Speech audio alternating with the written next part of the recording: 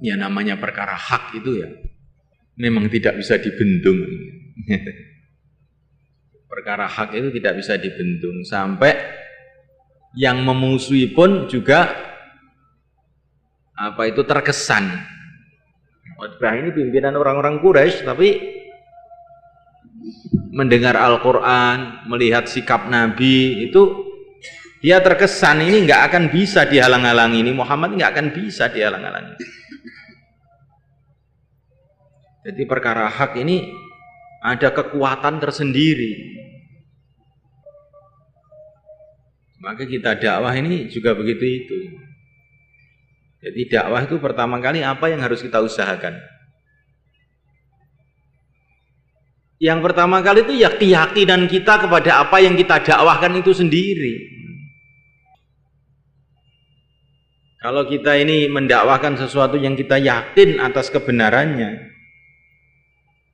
itu nanti orang-orang yang kita dakwah ini mau tidak mau itu akan terkesan. Akan terkesan. Jadi kalau kita ini dakwah ini jangan melihat kekuatan orang, ya, yang kita hadapi, jumlahnya orang yang kita hadapi, tidak seperti itu. Tapi kalau kita ini dakwah, yang kita renungi itu ya sebagaimana yang dibacakan Nabi dalam surat Sajdah tadi. Fa'in a'radu angdartukum sa'iqam misaqqa sa'iqati 'adi wa thamud. Jadi Nabi ini tidak terkesan dengan ocehan-ocehan Utbah, rancangan-rancangan Utbah, mau dijadikan pimpinan, mau dikasih harta, mau tidak. Tapi Nabi itu bicara tugas beliau, memberikan peringatan kepada umat. Kalau mereka berpaling, maka akan datang azab Allah Subhanahu wa taala. Dah. Jadi dakwah ini bukan masalah politik, bukan masalah ekonomi, bukan masalah pengaruh suatu orang, tidak. Tapi dakwah ini arahnya itu menyampaikan perintah Allah, menyampaikan agama Allah, di mana siapa saja yang tidak mengamalkan agama Allah, maka dia akan mendapatkan malapetaka. Nah, kita dakwah seperti itu. Maka dakwah itu dengan rasa sayang, bukan dengan rasa takut. Ini orang-orang ini kalau tidak mengamalkan agama Allah, maka dia ini akan susah, akan mendapatkan murka Allah. Maka datang itu dengan sayang, dengan kasihan. Itulah dakwahnya para nabi. Bukan dakwah itu adu pengaruh, adu kekuatan, adu kawibawan. Bukan begitu dakwah itu. Dakwah itu ya menyampaikan perintah Allah, itu namanya dakwah. Mengajak manusia kepada Allah, itulah namanya dakwah.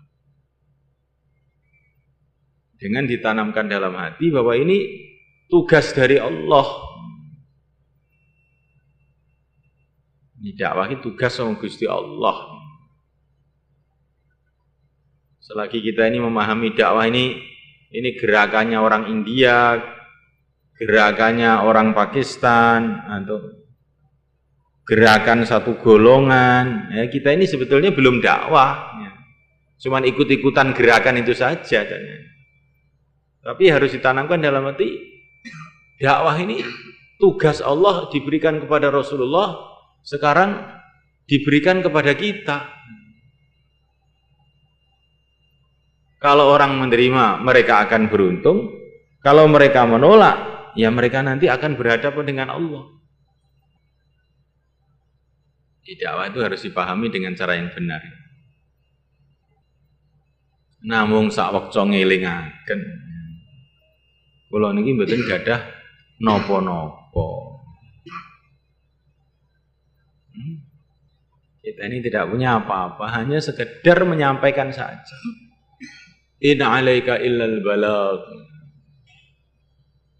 Wong tekok jane keampuane dakwah ki apa to? kehebatannya dakwah itu apa? Maka jawabnya bagaimana? Kehebatannya dakwah itu ya menyampaikan perintah Allah itu, nggak punya kehebatan apa-apa selain itu. Kehebatan dakwah itu menyampaikan perintah Allah, menyampaikan pesannya Rasulullah kepada umat. Banyak ini seorang raja menyuruh orang yang orangnya nggak ganteng, orangnya nggak pinter, ya, membawa amanat surat kepada kamu. Ya, apa gara-gara itu utusan raja tadi orangnya itu nggak ganteng, nggak pinter, terus kamu tolak? Ya kamu kalau nolak akhirnya urusannya dengan raja, bukan urusan dengan orang tadi. Nah, begitu juga dakwah ini kalau disampaikan apa adanya betul-betul, itu kekuatannya itu ya dalam dakwah itu sendiri. Karena ini menyampaikan pesannya Rasulullah dari Allah kepada manusia. Tapi kalau dakwah ini sudah dicampuri dengan kemauan kita sendiri, lah ini hilanglah kekuatan itu tadi. Jadi dakwah ini betul-betul hanya niatnya itu menyampaikan pesan Rasulullah. Jangan sampai itu dakwah ini kemudian ada niat yang lain-lain, maka akan hilang kekuatannya dakwah itu.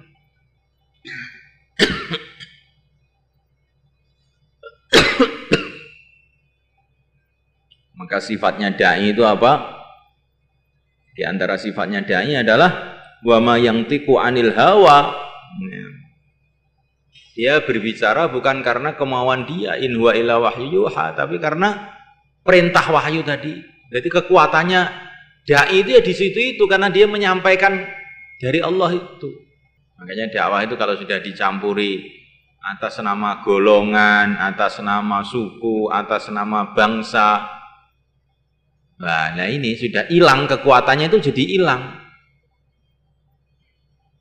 Makanya pertama kali perintah Allah kepada nabinya itu iqra bismi rabbik, bacalah atas nama Tuhan, bukan atas nama diri kamu, bukan atas nama Quraisy, bukan atas nama orang Arab, bukan atas nama raja, bukan atas nama rakyat, tapi bismi rabbik, atas nama Tuhan.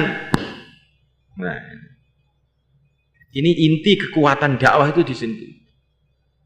Menyampaikan sesuatu atas nama Allah, hanya karena Allah, hanya karena perintah Allah.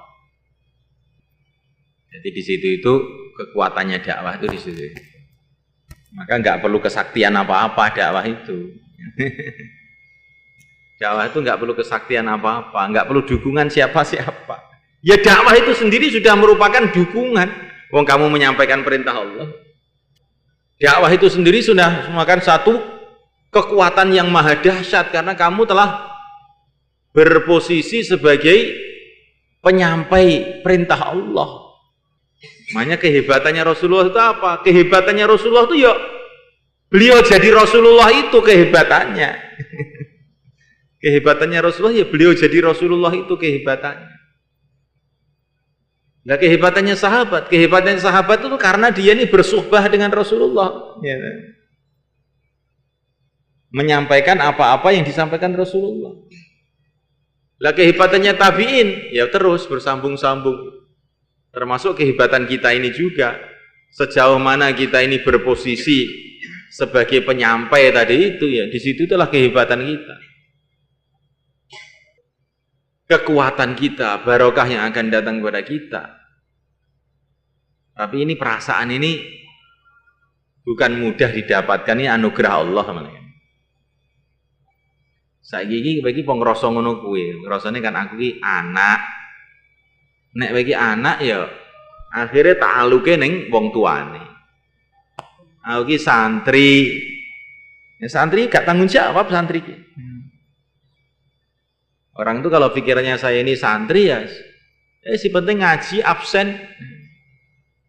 Paham gak paham is urusan buri. Wong santri, kiai yang ngono, kiai ya kerjaannya yang ngurus pondok. Nek santri kerjane ngaji. Nek anak kerjane njaluk duit ning pake. Nek bapak ya kerjaane ngurus anake.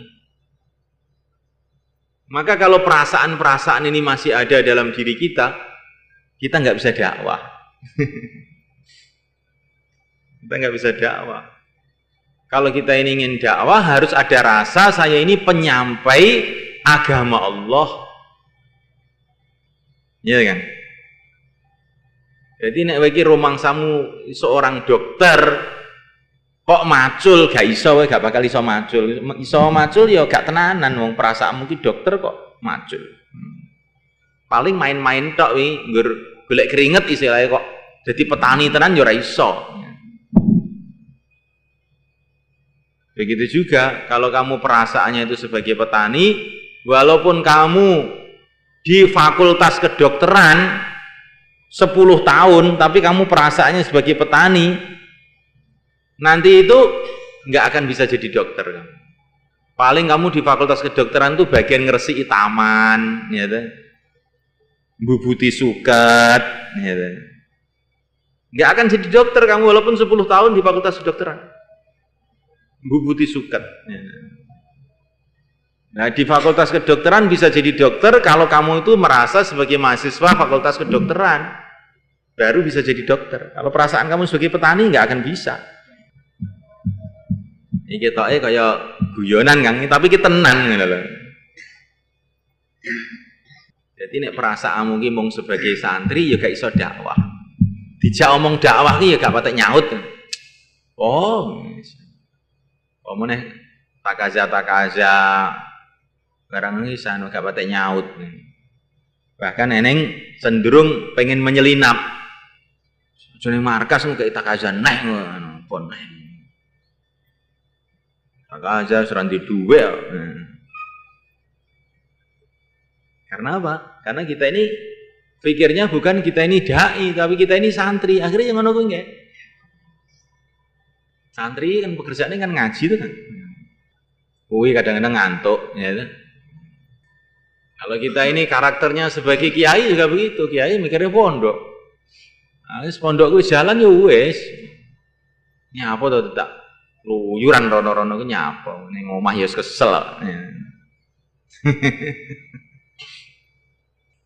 Coba ini kamu renungi. Jadi kenapa manusia itu tidak bisa memikirkan umat tuh kenapa? Karena perasaannya itu dia ini bukan penerusnya Rasulullah, maka dia nggak akan bisa memikirkan umat tuh nggak bisa. Kalaupun bisa dalam lingkup-lingkup yang terbatas. Maka ini rasa kita sebagai penerus Rasulullah, pengikut Rasulullah, ya, penyampai agama Allah itu ditanamkan dalam hati. Sayyidina Ali umurnya 9 tahun, tapi kok iso dakwah? Karena dia gak rumangsa dadi cah cilik kan? Dia rumangsa dadi penerusnya Rasulullah, pembelane Rasulullah. Sehingga nalika Rasulullah hijrah dia wani turu ning tempat sarine Rasulullah. Padahal kan risiko dipateni wong, wani ae, cah cilik padahal. Karena apa? Dia ini merasa sebagai pembelanya Rasulullah, bukan hanya sekedar anak kecil. Kalau dia itu merasa anak kecil nangis, ya Ami, mosok kula niki ditinggal, nangis, ya. Jaluk bareng, ngemuli. Jadi anak kecil, tapi kalau dia ini bukan merasa sebagai anak kecil lagi. Merasa sebagai pembelanya Rasulullah, cah cuwilik ya wis wani. Ya. Ketika Rasulullah kumpulkan Bani Hashim, siapa yang mau meneruskan perjuanganku ini? Yang besar-besar tua-tua diam saja. Sayyidina Ali yang masih kecil tadi, saya ya Rasulullah. Cuwilik tapi wis kaya wong tuwek. Nek awake dhewe iki tuwek tapi kaya cah cilik. Tuwek tapi kaya cah cilik. Dakwah rada diseneni sithik, diseneni ae. Cah cilik, seneni sithikne ya wis ngambek. Disangoni ya mangkat Cah cilik. Nek wong tuwek ya njaluk sangu sapa nyajal. Nek wong tuwek kan gak njaluk sangu sapa-sapa, ya iki tanggung jawabku. Nah kuwi rasakno ngono iki kan. Sahabat.